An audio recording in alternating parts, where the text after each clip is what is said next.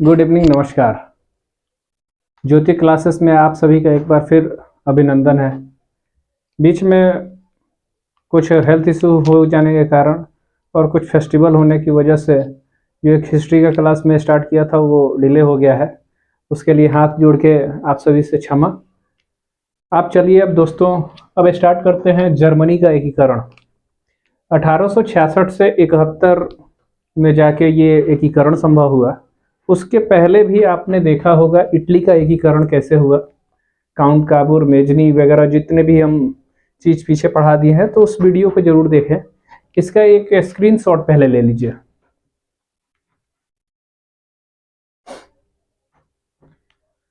उम्मीद करता हूं कि स्क्रीनशॉट ले लिए होंगे। आइए समझते हैं कि जर्मनी का एकीकरण क्या है। ये थोड़ा सा लेंदी प्रोसेस है बच्चों के लिए, खासतौर जो कि थोड़ा सा अभी अपब्रिंगिंग होते हैं 9th के बाद तुरंत 10th में आना, और बिहार बोर्ड हो या फिर यूपी बोर्ड हो, एमपी बोर्ड हो, आज इतना यूट्यूब पे मटेरियल होने के बावजूद भी बच्चों को इन सब जो जीके जीएस का ये पोर्शन है उसमें थोड़ा सा उन लोगों को प्रॉब्लम क्रिएट होता है। तो एसएसटी जो सब्जेक्ट है उसको पढ़ना बहुत ही इम्पोर्टेंट है। साइंस जितना इम्पोर्टेंट है उतना ही इम्पोर्टेंट ये एसएसटी भी है। तो इसलिए आप लोग सोशल साइंस को इग्नोर मत करें। तो एकीकरण का मतलब तो मैंने पहले भी बताया है कि किसी देश का अगर कई छोटे छोटे राज्य जो बटे हैं उनको एक कर देना एकीकरण कहलाता है। कोई देश है कई छोटे छोटे टुकड़ों में बटे हैं, उनको एक कर देना एकीकरण कहलाता है। मैंने यही बात लिखा है कि एक देश नहीं था जर्मनी, ये कई देशों में लगभग छोटे बड़े राज्य मिला के 300 से भी ज़्यादा राज्यों में बटा हुआ ये एक देश था। इसमें शक्तिशाली जो थे वो था प्रशा और ऑस्ट्रिया। ये कहीं कहीं पर्सिया लिखा हुआ देखने को मिल सकता है। अगर 800 ईस्वी के आसपास बात करें, जब शारलेमेन थे, तो उन्होंने जर्मनी को बहुत अच्छे हद तक एकीकरण करके शासन चलाया। लेकिन जब आधुनिक युग का दौर आया तब स्थिति खराब होने लगी। ये जर्मनी है, ऐसे ही मैप में बना नहीं पाया। तो ऊपर के पोर्शन को बात करें तो ये नॉर्थ होता है और ये साउथ होता है। नॉर्थ जर्मन की बात करें तो प्रोटेस्टेंट मतावलंबी रहते थे और साउथ में कैथोलिक वाले। तो जाहिर सी बात है जो जिधर क्षेत्र का रहता है वो अपना दबदबा कायम करना चाहता था, इसलिए अक्सर यहाँ पे लड़ाई झगड़े देखने को मिलता था। लेकिन इस जर्मनी को एकीकृत करने में सबसे बड़ा योगदान था वो था नेपोलियन बोनापार्ट का। जी हाँ, नेपोलियन बोनापार्ट आपने पढ़ा होगा। इससे पहले मैंने इटली का एकीकरण जो वीडियो बनाया है उसको जाके आप लोग गौर से देखें, उसमें डिटेल से बताया गया है।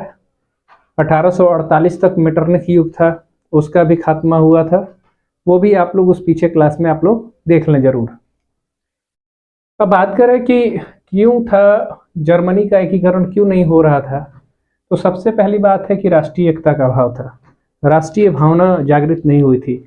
जिस देश में राष्ट्रीय भावना का अभाव है उस देश में जो डेवलपमेंट का काम है, विकास का काम है, वो अवरुद्ध हो सकता है। ठीक है, तो इस अभाव को दूर करने के लिए बहुत सारे काम किए गए।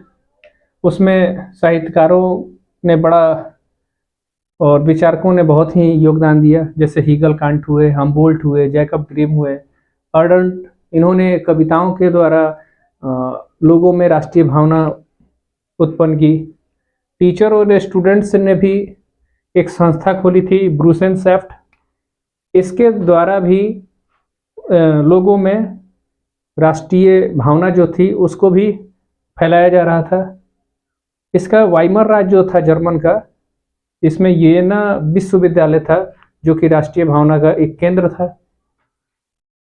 आर्थिक संघ बना दिया गया जिसका नाम था जाल्बेरिन, जिसको 1834 में बनाया गया। ये जाल्बेरिन एक तरह से व्यापार करने के लिए आज़ादी था, समझ लीजिए।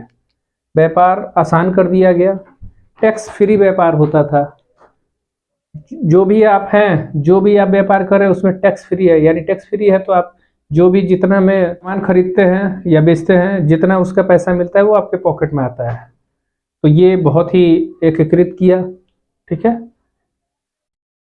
ये सब होने के बावजूद भी एकीकरण नहीं हो पा रहा था, अभी भी अभाव था राष्ट्रीय भावना का।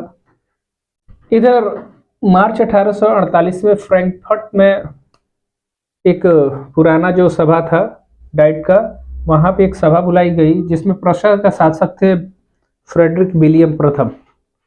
ये जो थे ये विचार से एक निरंकुश थे, रूढ़िवादी थे। ये नहीं चाहते थे कि ये एकीकृत हो। ऑस्ट्रिया युद्ध से भी ये बचना चाहते थे।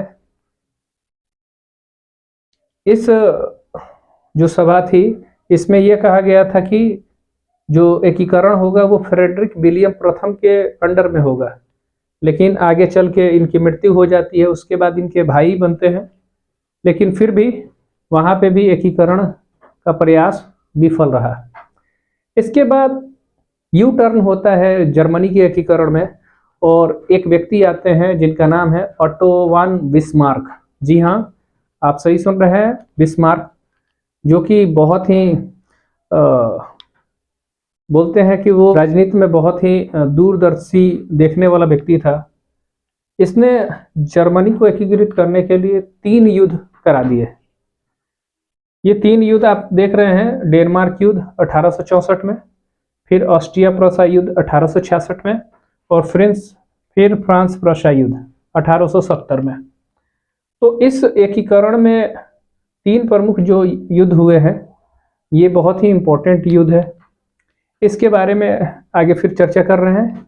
अब चलते हैं नेक्स्ट वीडियो में, नेक्स्ट स्लाइड पे चलते हैं और वहाँ पे देखते हैं कि बिस्मार्क का योगदान क्या है। दूसरे स्लाइड में देखते हैं बिस्मार्क के बारे में। एक जर्मनी का बेहतरीन राजनीतिज्ञ जो कि बहुत ही दूरदर्शिता में इसका कोई सानी नहीं था। इसने खून और लौह की नीति चलाई और इसने एकीकरण के लिए 3 युद्ध करवा दिए। चलिए सेकंड स्लाइड में देखते हैं बिस्मार्क के बारे में। इसका पूरा नाम ऑटो वन बिस्मार्क था। ये प्रुशिया का चांसलर था और ये हीगल कांट के विचारों से बहुत ही प्रभावित था। इसने नीति चलाई खून और लोहे की नीति। इसका मानना था कि जर्मनी का एकीकरण जो है वो केवल विचारों से या फिर भाषणों से या किसी अन्य कारणों से नहीं हो सकता है। जब इसका एकीकरण करना है तो खून और लौह की नीति के द्वारा ही किया जा सकता है। इसलिए इसने 3 प्रमुख युद्ध करवा दिए। 3 युद्ध थे, डेनमार्क युद्ध जो कि 1864 में लड़ा गया, फिर ऑस्ट्रिया प्रुशिया युद्ध 1866 में, फिर फ्रांस प्रुशिया युद्ध 1870 में। आइए देखते हैं उस समय की ये तत्काल परिस्थिति रही थी कि बिस्मार्क को लगता था कि जब तक ये अगर इसका एकीकरण करना है तो प्रुशिया को सबसे ज़्यादा मजबूत बनाना है, पर्शिया को ज़्यादा मजबूत बनाना है सैनिक दृष्टिकोण से और राजनीतिक और आर्थिक दृष्टिकोण से भी। तो इससे बिस्मार्क ने क्या किया कि ये प्लान बनाया और युद्ध करा दिया। पहला युद्ध डेनमार्क युद्ध जो 1864 में हुआ, ऑस्ट्रिया प्रुशिया के साथ हुआ। डेनमार्क ऑस्ट्रिया प्रुशिया एक साथ युद्ध लड़े और डेनमार्क को मिलकर हरा दिए। ठीक है, उस समय ऑस्ट्रिया प्रुशिया सबसे शक्तिशाली राज्यों में थे। इसमें डेनमार्क के 2 क्षेत्र थे, होल्स्टीन और सेल्सविंग।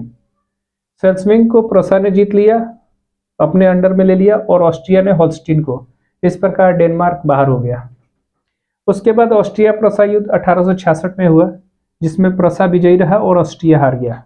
देखिए कितना बेहतरीन बिस्मार्क ने अपने कूटनीति का परिचय दिया।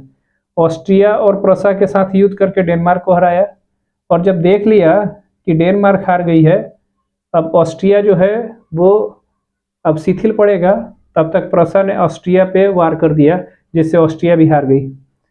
इसके बाद नॉर्थ जर्मन कॉन्फेडरेशन की स्थापना होती है यहाँ पे।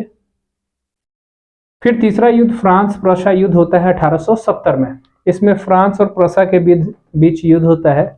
इस समय शासक जो थे नेपोलियन थर्ड थे, वो नेपोलियन बोनापार्ट नहीं। रूस वगैरह में जैसे रूस जार फर्स्ट जार सेकंड, वैसे ही इस साइड में नेपोलियन फर्स्ट सेकंड थर्ड ऐसे ही हुआ करते थे। तो उसमें शासक हुआ नेपोलियन थर्ड। ये हार गया फ्रांस प्रसा युद्ध में, क्योंकि उस समय यही शासक था फ्रांस का। और फ्रांस भी, जो कि यूरोप की एक सबसे पावरफुल देश हुआ करता था, उसकी हार होती है यहाँ पे। और उसके बाद 1871 में जर्मनी को एक राष्ट्र के रूप में घोषित किया गया, 1871 में, जो कि शुरू हुआ था 1866 से, और 1871 में एकीकरण किया गया। इसमें जर्मनी का प्रथम चांसलर था बिस्मार्क। तो ये कुछ इम्पोर्टेंट टॉपिक है, पॉइंट्स है। मैं चाहता हूँ आप एक स्क्रीनशॉट ले लें और इसको अच्छे से एक बार दो बार वीडियो देखिए, नोट्स बनाइए, अपना नोट्स जरूर बनाएं, ठीक है। और वो परीक्षा के दृष्टिकोण से बड़ा ही इम्पोर्टेंट हो गए। फिर मिलते हैं, किसी को कुछ वीडियो कुछ और इसमें एक दो है, जैसे यूरोप में राष्ट्रवाद, तो वो थोड़ा सा चर्चा कर लिया जाएगा। आगे कुछ जो भी टॉपिक है उनको पढ़ के, और फिर इसका क्वेश्चन आंसर भी मैं करा दूंगा। आप केवल, मैं आपका 80% तैयारी मैं कर दूंगा, आपको केवल जाकर नोट्स बनाने हैं, रीड करने हैं और मेमोराइज करने हैं और प्रैक्टिस करना है, बस इतना आप समय दीजिए, आपका बेहतरीन ये पोर्शन हो जाएगा। फिर मिलते हैं नए वीडियो में, तब तक के लिए धन्यवाद।